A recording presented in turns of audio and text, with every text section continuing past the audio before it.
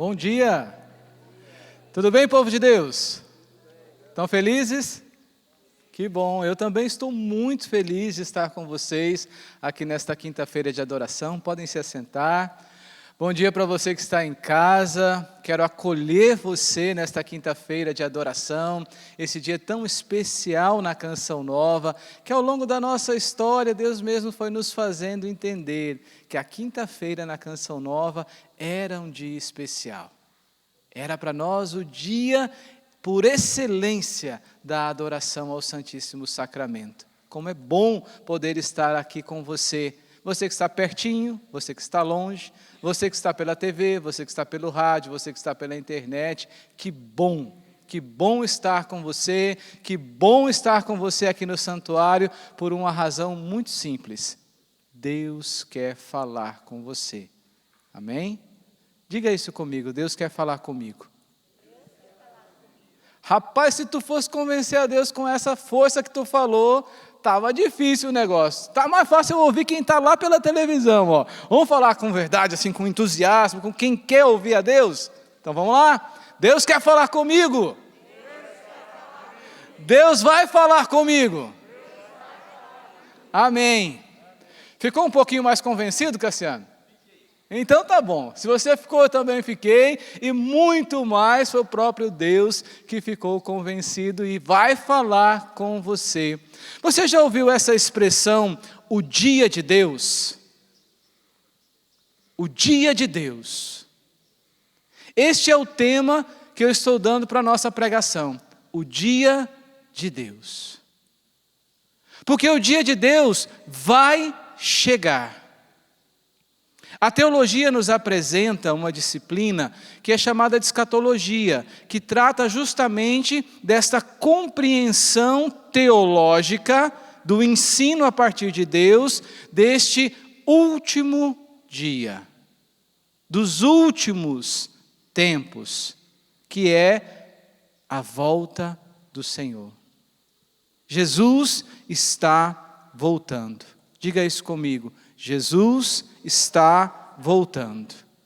E a volta do Senhor é para nós essa compreensão do dia de Deus. O dia de Deus vai chegar. Os cristãos de qualquer ponto deste mundo, nós que estamos aqui em Cachoeira Paulista, interior do estado de São Paulo, que somos cristãos, acreditamos nisso. Os cristãos que estão sendo martirizados na África, lá em Uganda, neste momento, os cristãos que estão martirizados na África, lá na Nigéria, neste momento, professam a mesma fé. O dia de Deus. A certeza do dia de Deus, ela movimenta o nosso coração ao encontro do próprio Deus. Se eu pudesse dizer para você escrever isso, eu iria pedir para você escrever. A certeza do dia de Deus movimenta o nosso coração ao encontro de Deus. Em outras palavras, eu estou dizendo para você, eu e você somos convidados a viver na expectativa da vinda do Senhor. Quando eu me levanto de manhã, para viver a minha vida missionária, a minha vida de consagrado a Deus, eu me levanto por causa disso, por causa do dia de Deus.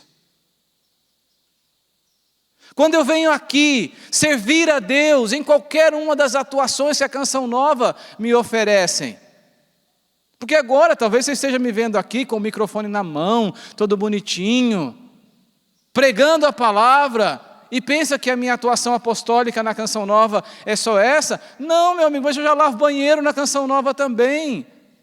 Fico na acolhida aqui na porta do Santuário da Misericórdia, para acolher o peregrino que chega para fazer uma experiência com o Pai da Misericórdia. Não é o que eu faço, é como eu faço. E eu faço por causa do dia de Deus.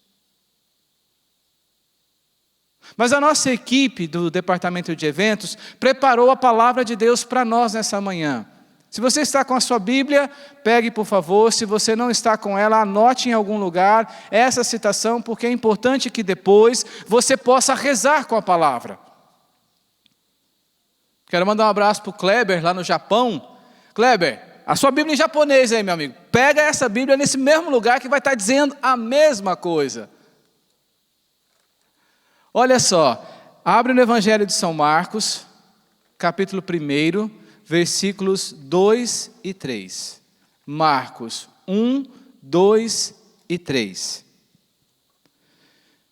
Já estou quase cruzando o Cabo da Boa Esperança, né, gente? Então, sem óculos, não dá para ler nada. Então, Marcos 1, 2 e 3. E a palavra diz assim: está escrito no profeta Isaías. Ou seja, Deus já tinha revelado isso num período da história do povo de Deus, e Ele retoma a sua palavra agora no Evangelho de São Marcos. E a palavra diz assim: eis que envio à tua frente o meu mensageiro, e ele preparará o teu caminho. Voz de quem clama no deserto: preparai o caminho do Senhor, endireitai as veredas para ele. Fixa-se muito mais aqui.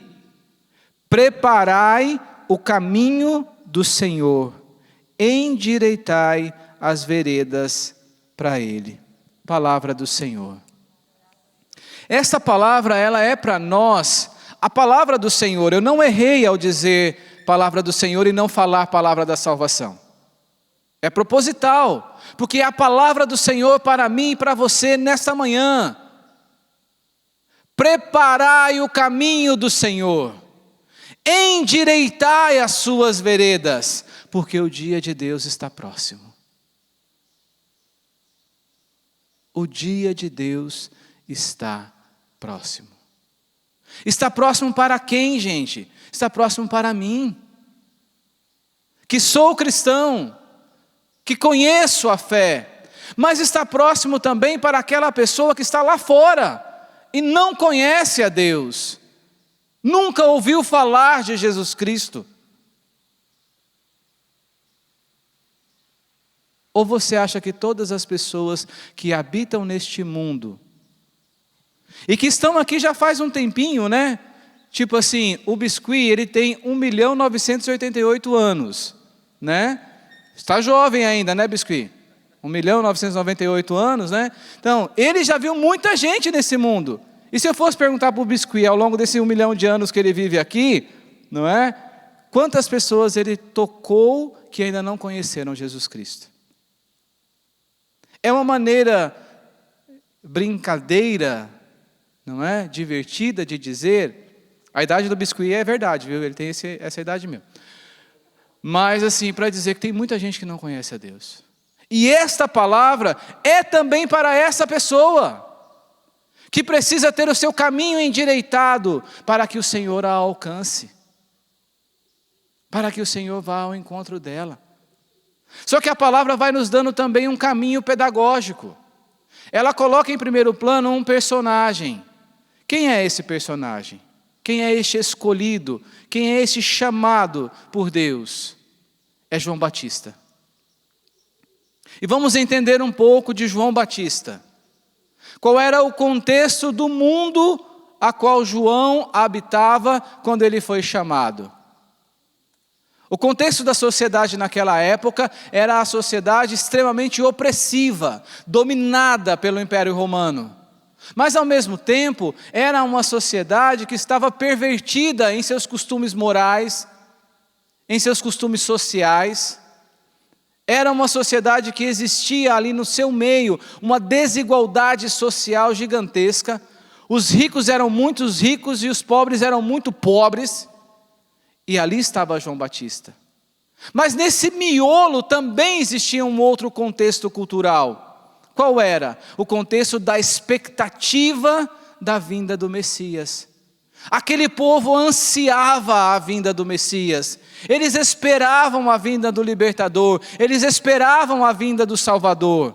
Então nós tínhamos aquele contexto que João habitava, e nós tínhamos aquele contexto do povo que João via, um povo que trazia no seu coração a expectativa da vinda do Messias. E eu pergunto a mim mesmo nesta manhã, é muito diferente do que eu vivo hoje? Quando eu olho o lugar que eu habito, eu nem saio de muito longe, eu olho aqui na cidade de Cachoeira Paulista, uma cidade do interior, pequena, com quase 50 mil habitantes, e olho o contexto da minha cidade, profundamente marcada pela influência do tráfico, muitos jovens perdidos na droga, muitos jovens morrendo por causa das drogas, sem perspectiva de futuro, sem perspectiva de vida. Uma cidade que está sofrendo as consequências da pandemia, várias pousadas que fecharam, e portanto várias pessoas que ficaram desempregadas. Então quando eu penso no Brasil com 14 milhões de desempregados, uma parcela desses desempregados estão aqui na minha cidade. É uma cidade que também é marcada pela desigualdade social.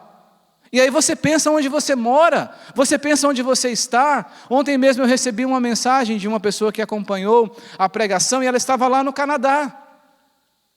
E aí você pensa aí onde você está agora. No país que você se encontra, no estado que você se encontra, na cidade que você se encontra. Tem muita diferença? Mas ao mesmo tempo eu olho para você que está aqui dentro desse santuário e me vejo na mesma condição de São João Batista. Eu olho para você e vejo um homem que espera a vinda do Senhor. Eu olho para a senhora e vejo uma pessoa que espera o dia de Deus. Nós também fazemos parte desses cristãos que estão povoando o mundo e que vivem na expectativa da vinda do Senhor.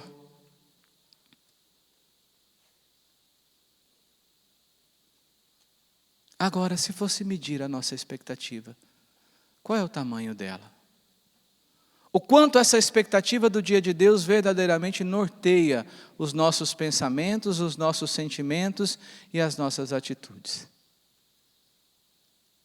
Porém, João Batista, quem era ele? Ele foi o último dos profetas.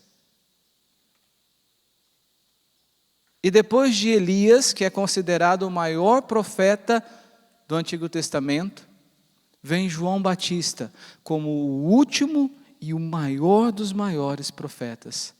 E quem é o profeta? O profeta é aquele que anuncia e que denuncia. O profeta é aquele que indica o caminho. Qual era a missão de João Batista? A missão de João Batista era preparar aquele povo para a vinda do Senhor. Olha que forte.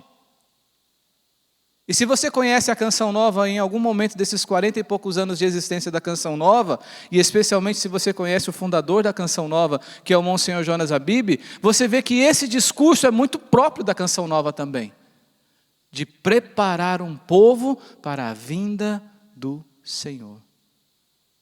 Essa era a missão de João Batista. De preparar aquele povo para aquele Deus que viria ao encontro dele. Mas essa preparação implicava para o povo uma atitude de conversão. Aquele povo precisava de conversão. E eu olho para mim e me vejo no lugar daquele povo, porque eu preciso de conversão. E seja muito honesto com você mesmo. Você também precisa de conversão? O caminho de preparação que João fazia com aquele povo era um caminho de tirar aquele povo daquela expectativa fantasiosa, meio que romântica da vinda do Messias. Porque o povo era oprimido, o povo estava sofredor, o povo estava necessitado de uma intervenção que eles esperavam que era só uma intervenção que ia atuar naquele momento da história. Então eles esperavam um Messias poderosíssimo. Um Messias que iria fazer algo grandioso. E o Messias veio com todo o poder e fez algo extremamente grandioso, mas muito diferente daquele povo que estava pensando que ia fazer. Porque o grande ato de Jesus Cristo foi aquele ali, morrer na cruz. E João foi aplanando os caminhos para que o povo entendesse que o Messias nasceria, viveria, mas morreria na cruz. E depois ressuscitaria. E o próprio João Batista também foi preparando aquele povo para entender que Jesus voltaria na segunda e definitiva vinda gloriosa. Mas a vocação de João também tinha algo de particular, porque existia a missão de João e existia a vocação de João. E qual era a vocação de João Batista? A vocação de João Batista era levar aquele povo a um encontro pessoal com Deus, a partir do próprio testemunho de vida. A partir do próprio testemunho, João era vocacionado a um anúncio com a própria vida. Eu brincava com os meninos do ministério ali, eu não canto nada, né? Nem o parabéns sai afinado. E aí eu brincava com os meninos ali que eu ia cantar, não sei o que e tal. E aí, a hora que eu sentei, eu brinquei com eles assim, cara, na verdade eu sou uma grande M. Aí eles riram, eu ri. E eu fiquei pensando nisso que eu falei. Que de verdade eu tenho muito pouco a oferecer a Deus. De verdade eu tenho muito pouco para testemunhar de mim mesmo a Deus. Mas eu não posso negar. Não existe um personagem.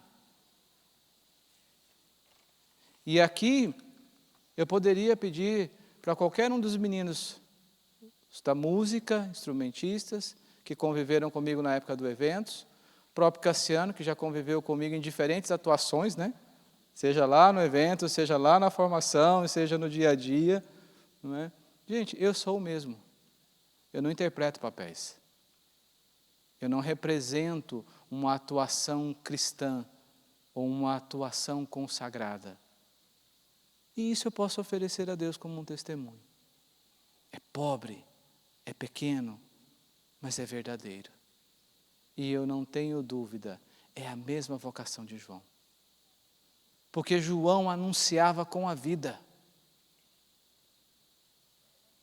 Ele mostrava o que era ser de Deus na própria vida.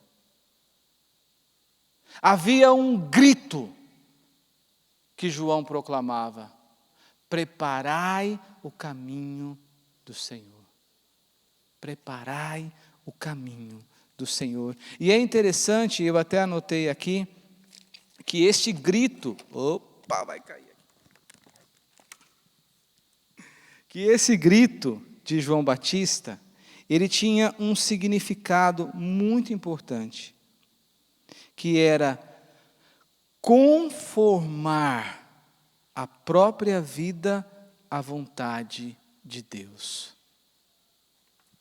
Eu não sei se você consegue, e muito provavelmente sim, óbvio, assimilar o contexto implícito nesta palavra do Evangelho.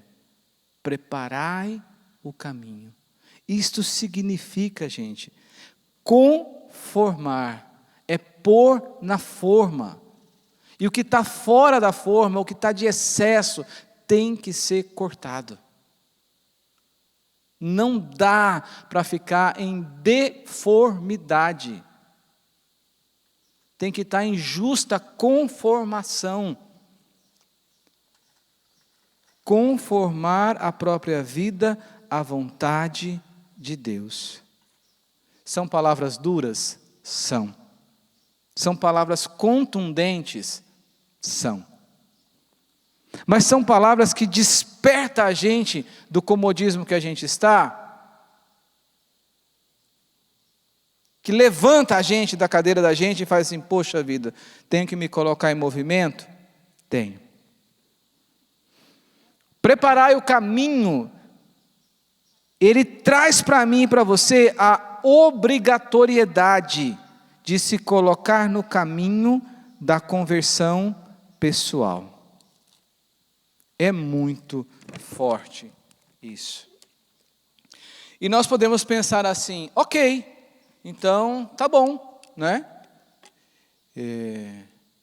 João Batista, ele já é santo, não é não, Gabi?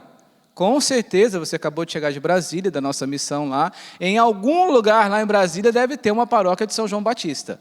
Porque o Brasil tem uma devoção muito grande a São João Batista, lá deve ter. O Nordeste, então, o que não falta no Nordeste, meu Deus, é paróquia dedicada a São João Batista. Gente, ok, ele já é santo, ficou na história há 2000 anos atrás e acabou? Não.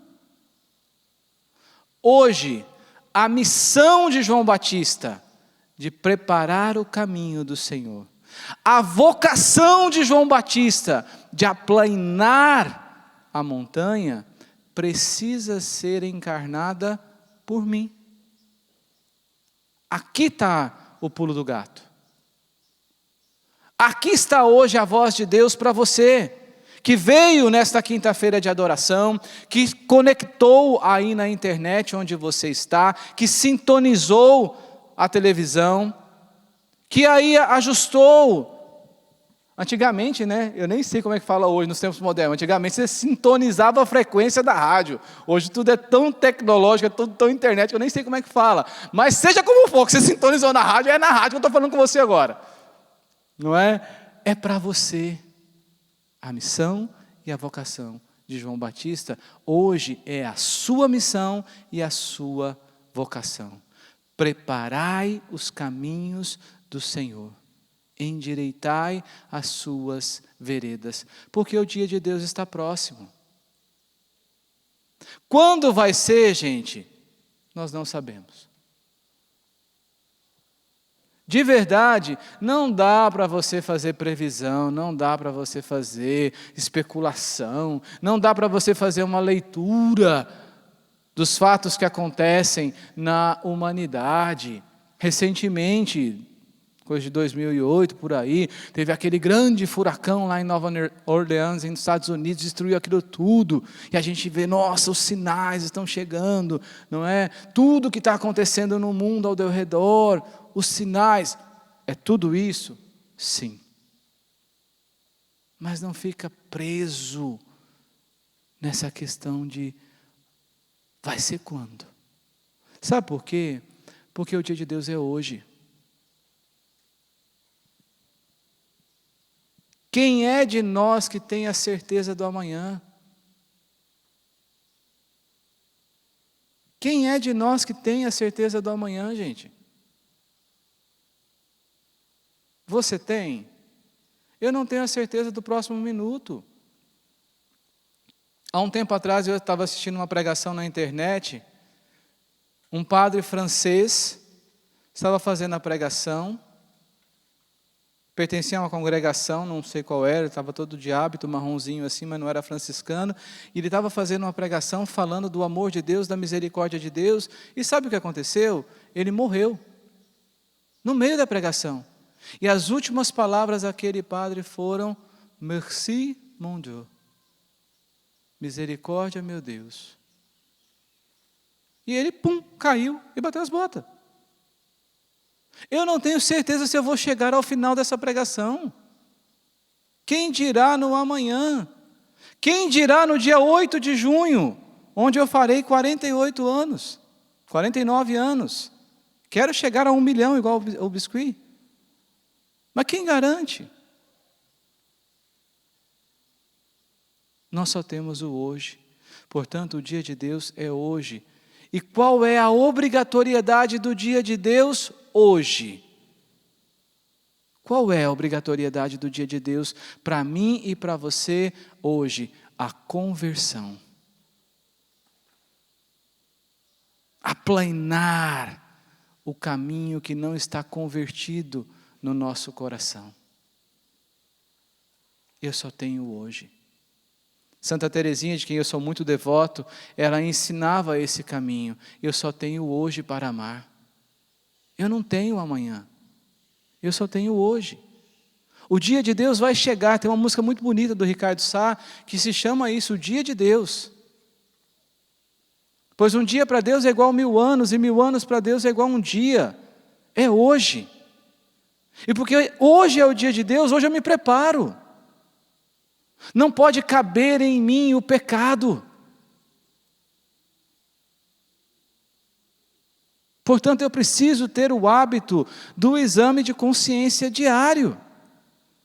Eu estou em devoção a São José Maria Escrivá e tem me feito um bem tremendo. Tremendo. Pudesse, eu ajoelhava aos pés do Padre Fabrício, que me apresentou, São José Maria Escrivá, e depois eu beijava os pés do Lucão, que foi me ensinando o caminho para chegar mais profundo a São José Maria Escrivá.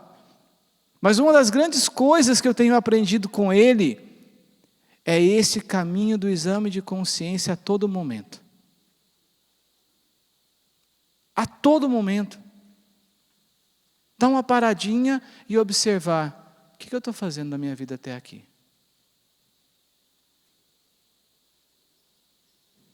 E às vezes a gente precisa de atitudes muito simples para entrar no eixo da conversão. Esse ano, eu e a minha esposa fizemos um combinado com Deus. Não tem essa mais de chegar 5 minutos para a missa. Nós precisamos chegar com um tempo maior para poder sentar direito, respirar direito, preparar o coração para viver bem a Santa Missa. Então a gente está fazendo o esforço de chegar bem mais cedo para a missa. Gente, para minha esposa, isso é a coisa mais fácil do mundo. Eu brinco com ela que ela tinha que ter sido monja, porque a Gi tem um mundo interior dela assim que ela entra com a facilidade e reza e silencia. É o meu martírio. Eu sou muito agitado. A minha cabeça funciona a 440 por hora, assim. Blá, blá, blá, blá, blá. Eu tenho que sentar no primeiro banco e não olhar para nada e nem ninguém, porque tudo me distrai. Igualzinho Santa Teresinha. Concentrar-me não é uma coisa fácil.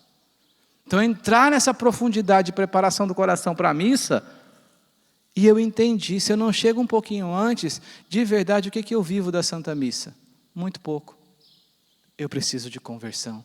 Você está entendendo a dinâmica do dia de Deus na sua vida? Você está entendendo como o dia de Deus, ele é surpreendente? Eu vou te dar um testemunho que eu estou vivendo de forma pessoal. No dia 7 de dezembro desse ano de 2020, por volta das 8 e pouco da noite, a minha mãe começou a passar mal.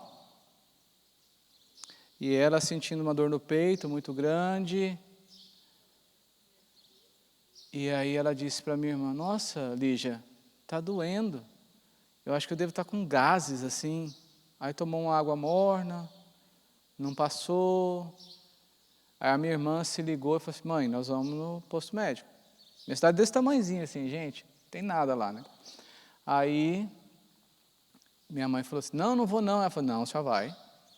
A minha sobrinha enfermeira falou, não, vovó, a senhora vai sim, não sei o que e tal. Resultado, levaram minha mãe para o PA, o médico estava de plantão lá, viu que minha mãe estava tendo um infarto, minha mãe passou a noite no hospital, em observação, precisava ser transferida para a UTI, em Goiânia, que é a capital.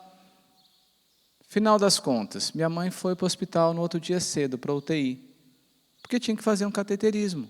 Isso era 8 de dezembro, dia da Imaculada Conceição.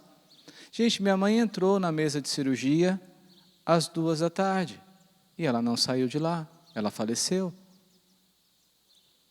Dia 8 de dezembro a minha mãe morreu. O dia de Deus da minha mãe foi dia 8 de dezembro.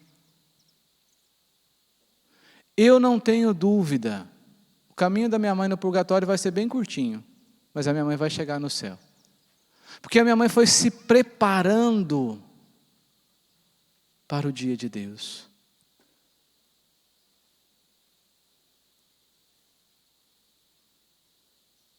Esses dias nós estávamos aqui na missa, E nós vivemos uma experiência assim. Nós somos surpreendidos, e aquela situação mexeu tanto comigo e com a Gi, e que nós saímos da missa, a Gi falou assim: Lúcio, dentro de mim só ficou uma coisa: o dia de Deus. E sabe quando uma palavra entra dentro de você com tanta força, que eu fiquei pensando assim, é isso mesmo, o dia de Deus. Como eu tenho me preparado. Sabe? E daquele dia para cá, eu tenho vivido um desejo ainda mais forte da conversão. Das pequenas coisas. Cara, se tu tem filho adolescente, tu vai me entender agora. O negocinho que exige da gente a conversão. A adolescência. Eu tenho me dedicado. Porque o dia de Deus vai chegar. O dia de Deus está aqui, às portas. Me desculpa perguntar assim, e se fosse hoje, com você? Pensando na sua missão de preparar um povo para a vinda de Jesus. Pensando na sua vocação de aplainar as veredas, ou seja, de viver o processo da conversão, como você estaria? Como está a sua vida hoje? Olhando para dentro de si e olhando para fora de si também. Eu estava vindo para cá e recebi um bilhetinho do Ederson José, que estava na nossa missão de São Paulo, acabou de chegar aqui, mandando no bilhetinho um agradecimento pela experiência de vida vivida que nós estamos construindo dentro da comunidade. Nós somos amigos, graças a Deus, mas foi uma experiência construída aonde? Num desejo de ser de Deus. De quem você receberia hoje um bilhetinho dizendo assim, eu sou mais de Deus porque você está anunciando o reino para mim, com a própria vida? Quando as pessoas olham para você, elas enxergam um homem de Deus? Quando as pessoas olham para você, elas enxergam uma mulher de Deus? E não pense aqui, gente, apenas num estereotipo, padrão. Ontem eu conversava com o Lucas, que é um jovem que trabalha aqui na Canção Nova há muitos anos. Ele tem 29 anos, fez agora, né? Falando sua idade, Lucas, para o mundo inteiro ouvir, né? Dia 18 de janeiro ele fez 29 anos. E o Lucas é um menino muito de Deus. O coração do Lucas é um coração todo de Deus. Mas ele é fora do padrão. O braço do Lucas é todo tatuado. Ele tem uma tatuagem aqui no outro braço. Se eu pudesse, eu arrancava todas aquelas tatuagens dele. Na unha, assim. Brincadeira, mas é verdade, eu arrancaria mesmo. Não gosto de tatuagem. Mas enfim, ele, o padrão dele, o perfil dele, gente, não é aquele perfil do jovenzinho tradicional ou da jovenzinha da modéstia. Da modesta que fala, né? Modéstia, sei lá, que trem da saia. Enfim, para dizer, não é do superficial ou do exterior que nós estamos falando. Estamos de algo mais profundo. E por que eu falei do Lucas? Porque ele estava na praia, com um grupo de amigos, e esse grupo de amigos não era só daqui da região, tinha um pessoal que era de Cuiabá, e uma das jovens perguntou para ele assim, onde você trabalha? Eu falei assim, eu sou jornalista na Canção Nova. Aí ela, para, Canção Nova, você trabalhar na Canção Nova? Canção Nova é uma obra de Deus, do Padre Jonas. Você, com esse tipão aí? Eu falei, não. E aí começou a conversar com a menina. Gente, foram 4 dias de catequese com a menina. E no final das contas, ele falou para ela assim, olha, você só não se entrega a Deus porque você tem vergonha dos seus amigos. De ser criticada, de ser rotulada, de perder os seus amigos, de assumir uma vida com Deus. Por que você tem medo? Até quando você vai ter medo? A vida dessa menina não é mais a mesma. Porque ela encontrou com o João Batista dos dias de hoje, que foi o Lucas, que endireitou as veredas, que aplainou os caminhos, Pensa de novo em você mesmo, isso aqui, você que está me acompanhando também pela TV, que eu não estou vendo o seu rosto, não estou vendo se você vai ficar vermelho, se você vai rir, se você vai ficar com raiva, estou falando com você. E com isso vocês que estão aqui no santuário pensam também. Quem é que pode hoje dizer que se encontrou com Deus porque você anunciou Deus para ela? Se você não tem essa resposta, meu amigo, alguma coisa está errada na sua vida. Porque a gente precisa ser comunicador do Evangelho. A gente precisa ser comunicador da Boa Nova. E olha que interessante, e aqui eu quero chamar bem a sua atenção, porque isso vai mudar agora o eixo da nossa pregação. Em abril de 2018, o Papa Francisco ofereceu a mim e para você um itinerário de santidade, chamada Exortação Apostólica Gaudete Exsultate. Já ouviu falar disso? Gente, é um documento do Papa, que fala sobre a santidade nos dias de hoje.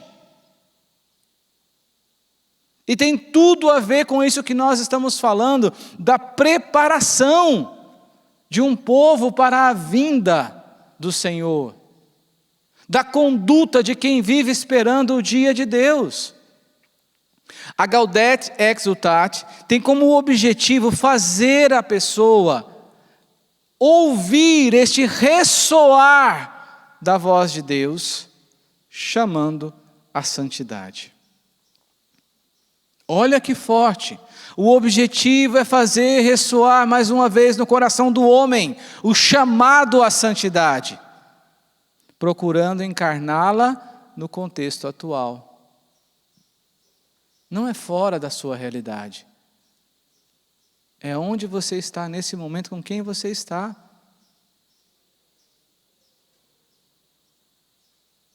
É ouvir a voz do Senhor te chamando a ser santo.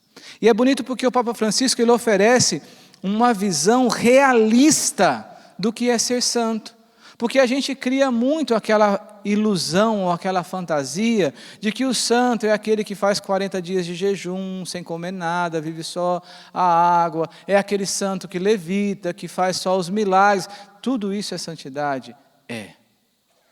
Mas o Papa Francisco chama a gente para uma santidade do cotidiano, do agora, que tem muito de espiritualidade? Tem, mas tem muito de atitude. É a realidade do santo que tem uma vida virtuosa. Quais são as virtudes? Quais são as virtudes cardeais? Quais são as virtudes que realçam na sua maneira de conduzir a sua própria vida? Há muitos anos,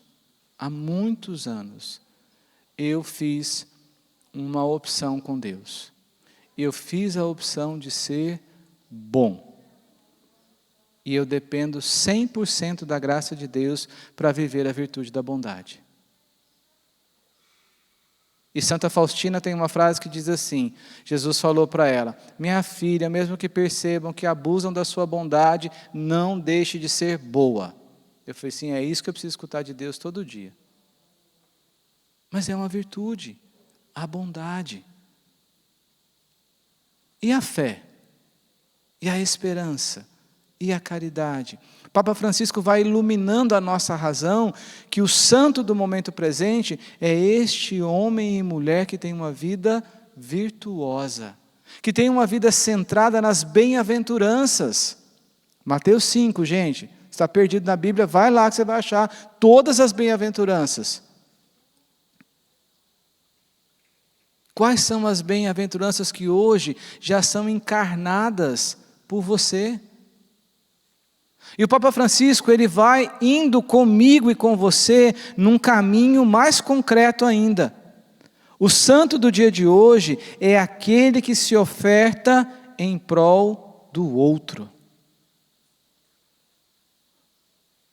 O Papa nos tira do nosso egoísmo, nos tira dessa vida de ficar olhando para o nosso umbigo. Ai, que dó de mim. Ai, do que eu preciso. Ai, do que ninguém me vê. O que o Papa Francisco, como um grande João Batista do nosso tempo, diz para mim: Lúcio, o Papa me chama pelo nome e diz: aplanai as veredas, endireitai os caminhos, vai. É uma igreja da porta para fora, é uma santidade que vai ao encontro, é uma santidade que se oferta pelo outro. Acho que todos nós que assistimos, vimos, ouvimos recentemente, ficou com o coração muito compadecido com tantas mortes ao mesmo tempo. Ao mesmo tempo, nós ficamos maravilhados com tantas iniciativas de pessoas que foram oferecendo oxigênios e tudo. Cara, eu não sou um cara preso a dinheiro. Minha carteira, normalmente, ela é sempre vazia. Mas eu desejei muito ter dinheiro no bolso. Porque eu queria comprar um tanque de oxigênio e dar um jeito de mandar. Mas nem por isso eu fiquei privado de fazer aquilo que eu podia. Eu rezei. Eu jejuei. Eu clamei ao céu misericórdia. Você está entendendo o que o Papa Francisco está falando nessa exortação apostólica? O santo do dia de hoje é aquele santo que se oferece pelo outro, que se doa, que se entrega, que se oferece. Agora, o que é interessante? Cada pessoa encontra o seu próprio caminho, pois o chamado à santidade é pessoal. É pessoal. O meu sogro lá em Joinville é um homem muito de Deus. E ele tem uma casa de alimentação aos moradores de rua. Começou com um trabalho muito bonito numa praça da cidade, onde ele foi se reunindo ali com um grupo de pessoas e começava a alimentar os moradores de rua à noite. Tão poético ouvir falar assim, né? Mas quem era o morador de rua que chegava ali? É aquele cara que era fedido, é aquele cara que estava bêbado, é aquele cara que estava drogado, é aquele cara que era violento. E no meio desse processo, quantos homens foram restaurados a partir da experiência de receber o alimento e receber o alimento espiritual? E meu sogro é muito radical, então tinha que ter ali também o momento da oração. Muitos daqueles homens que se alimentavam ali, voltavam para as ruas e viviam a mesma vida, e no outro dia aparecia ali de novo para comer. Shalom! Mas o meu sogro também tem muitos testemunhos de homens e mulheres que tiveram a vida transformada. Porque tiveram a oportunidade de ouvir alguém clamando ali, naquele deserto das ruas de Joinville, que Jesus estava voltando. E falando isso com a própria vida. Esse é o meu chamado? Não. Quando eu fiz o meu discernimento vocacional, tem 25 anos que eu estou na Canção Nova. Quando eu fiz o meu discernimento vocacional, eu era extremamente atraído pela Toca de Assis. Fiquei muito balanceado entre a Canção Nova e a Toca de Assis. Mas eu tive que ser muito honesto comigo mesmo. Eu não tenho condições humanas para fazer aquele trabalho de cuidar dos pobres como eles cuidam. Quando entra na via da espiritualidade, do zelo com o sagrado, nossa, eu acho que eu sou totalmente Toca de Assis. Mas quando entra naquele trabalho de cuidar do irmão como eles cuidam, eu sou incapaz. Isso me faz menos? Não! Me faz entender o que o Papa Francisco está dizendo aqui. E quando você ler a Gaudete, você vai perceber a mesma coisa. Existe um chamado que é seu. Existe um chamado individual. Deus está te chamando agora, neste momento, neste ano, neste dia, nesta hora que você está escutando esta palestra. Deus está chamando você a uma santidade de vida que contagie outras pessoas e que leve outras pessoas ao caminho da salvação. Gente, e essa experiência, ela é simples. Quer ver? Eu vou dar um testemunho para vocês de uma evangelização que eu vivi. Ele vai ficar vermelho da cor de um tomate, porque ele é branquinho, mas eu estou chegando perto dele aqui, do Juliano.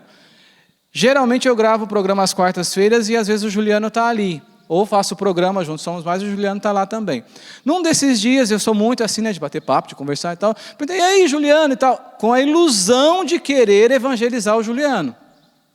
A ilusão de querer falar de Deus para ele, achar que era a oportunidade de evangelizá-lo. Gente, foi eu que fui evangelizado por ele. Que eu fui perguntando, Juliano, e aí, como é que é a tua vida e tal? E aí o Juliano me contou que é casado, tem os filhos, que toca para Deus. Eu falei, cara, tu toca? Ele, sim, toco. Toca na missa, vem de uma experiência de tocar na missa, na paróquia, e faz um trabalho de evangelização aqui na cidade. Quem é o mais santo aqui, gente? Se está com dúvida, eu já te respondo. É claro que é o Juliano.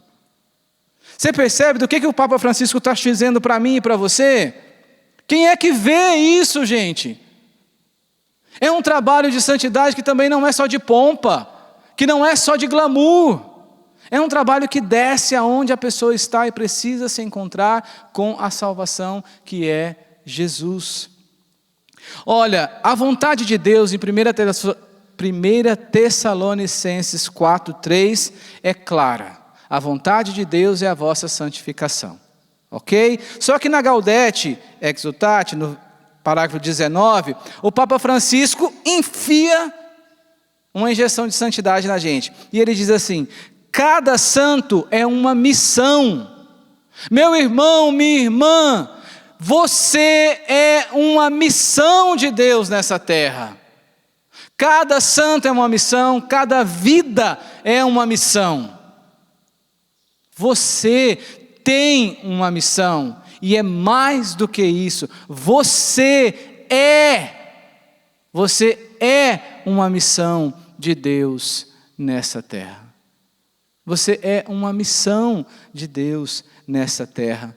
Isso é muito forte, deixa isso cair dentro de você, porque isso é o anúncio do João Batista atualizado para os dias de hoje.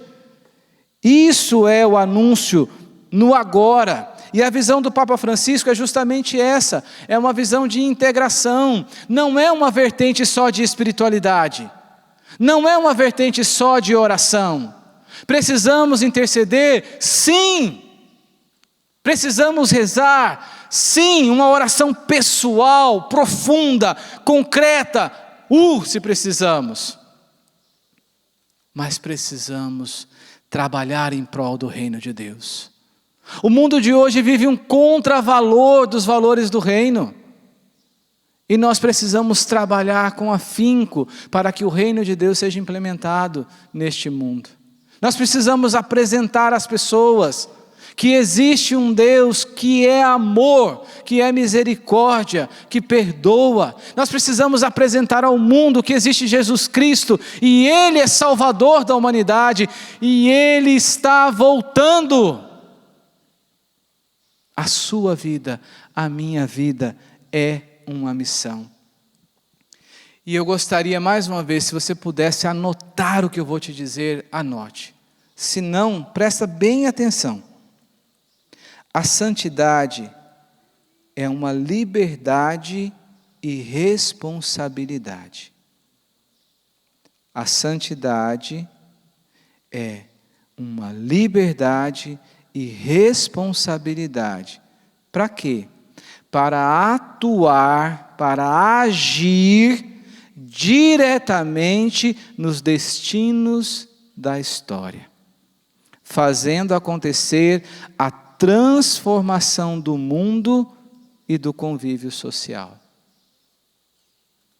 A santidade é uma liberdade e responsabilidade para atuar diretamente nos destinos da história, fazendo acontecer a transformação do mundo e do convívio social. Difícil? Impossível? Qual é o seu chamado? A quem Deus está te enviando? Madre Teresa era uma religiosa de uma congregação que foi enviada para a Índia. Estando nas ruas de Calcutá, ela percebeu o chamado de Deus para se ofertar àqueles pobres. Ela agiu e interferiu na história. Porque Madre Teresa mudou o rumo da evangelização na Índia. São Vicente de Paula mudou o contexto da assistência aos pobres na França. Padre Pio construiu um hospital em Pietrelcina, na Itália, e mudou a qualidade do atendimento de saúde para aquele povo.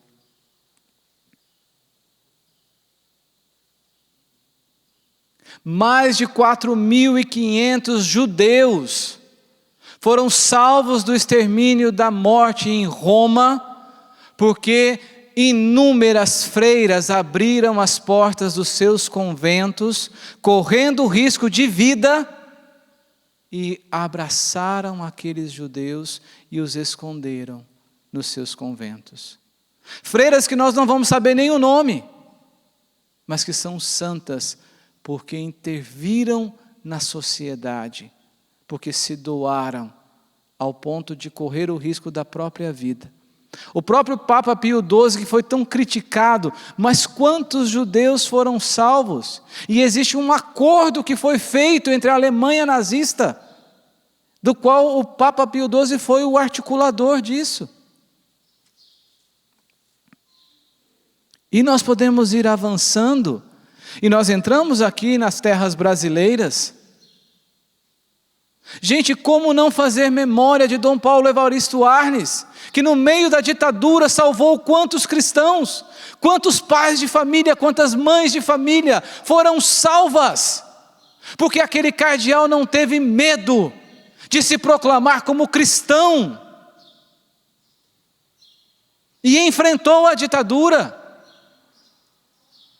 Gente, a sua irmã, Dona Zilda Arnes, mudou o rumo de quantas crianças neste país por causa da pastoral da criança.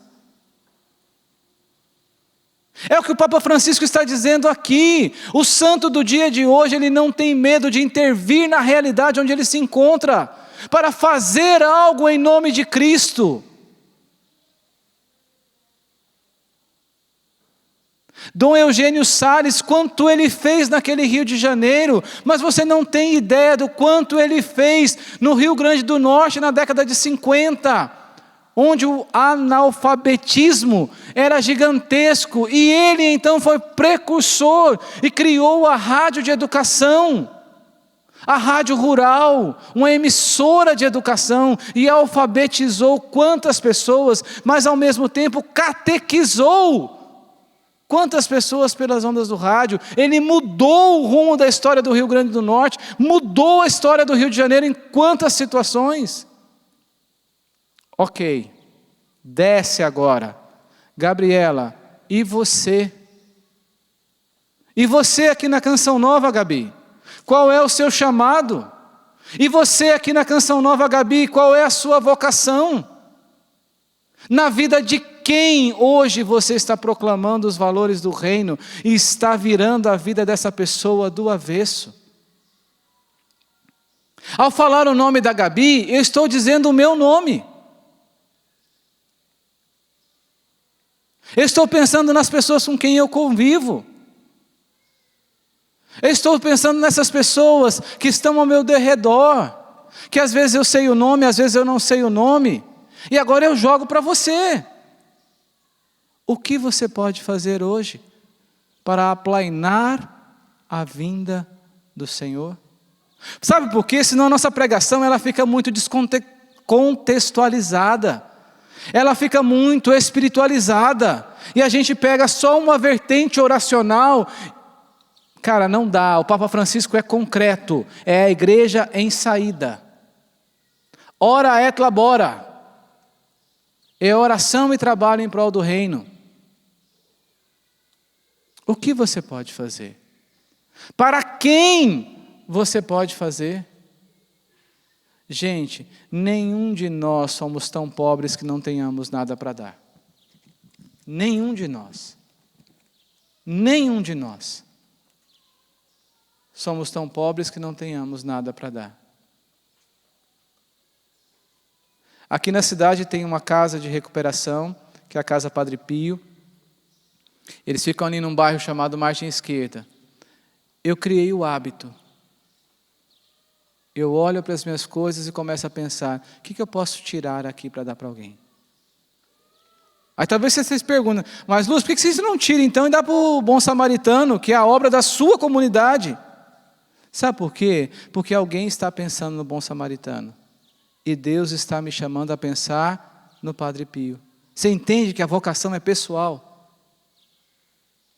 Eu tiro uma camiseta e levo lá. E alguém lá recebe uma camiseta. Ontem eu levei um pouco de carne lá. Alguém ontem comeu carne porque eu partilhei daquilo que a gente tinha. Isso é a dinâmica do reino. Você entende que talvez você não precisa se comparar a Madre Teresa. Mas talvez Deus está te chamando a fazer algo a mais do que você está fazendo. O que não dá é para eu e você, diante desta palavra do Evangelho que é tão forte. Pega de novo a sua Bíblia para a gente encerrar e ler. Marcos 2:3. Eis que envio à tua frente e envia quem? É você. O meu mensageiro. Para fazer o quê? Preparar o caminho. Quem é você? A voz que clama no deserto. E clama o quê? Preparai o caminho do Senhor e endireitai as suas veredas. Meus irmãos, o pulo do gato está aqui. Foi isso que aconteceu com o Padre Pio, foi isso que aconteceu com Madre Teresa, foi isso que aconteceu com São João Paulo II, é isso que acontece com o Papa Francisco, e é isso que tem que acontecer com você e comigo. Nós, por nós mesmos, somos incapazes de responder à nossa vocação e à nossa missão. Nós precisamos do Espírito Santo. Sem o Espírito Santo, nós não temos força de realizar a nossa missão. Então o pulo do gato está aqui. Vinde, Espírito Santo. É todos os dias, em todos os momentos, em todas as circunstâncias, em todas as inspirações, perceber, vinde, Espírito Santo. Vamos ficar em pé? E eu convido você, juntamente com Cassiano e o Ministério de Música, a viver isso, esse tempo de fazer concreto, vivo e vivido, a sua vocação e a sua missão, pela força e pelo poder do Espírito Santo. Amém.